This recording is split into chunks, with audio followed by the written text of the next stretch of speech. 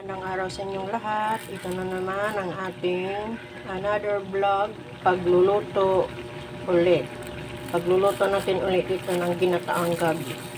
So ilalagay na natin yung fresh gata, ano? Ayan. Yung fresh gata ilagay na natin mga ka-idol.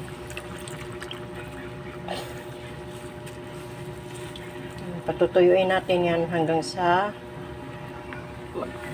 lumapot siya. Pinisa ko ito sa sibuyas, bawang, at siyempre ibang mga ricado, sili, hindi mawawala sa gata, at luya.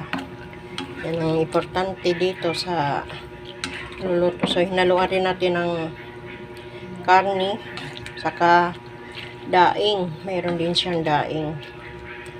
Yan, bumili ako ng daing. So ito yung daing, hinimay-himay ko na kasi yung daing kaya medyo maliliit na, no? Ayan. So, yan ang mga karne na sinahog natin.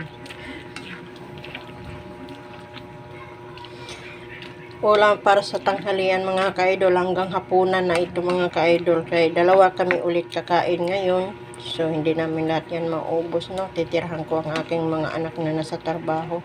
Kasi favorite talaga nila. Ito pala yung malaki-laki kunting labahita na daing.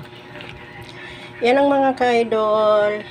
Thank you sa inyong lahat. Please support naman sa ating mga gawain sa araw-araw dito sa Reels. Thank you for watching. Bye.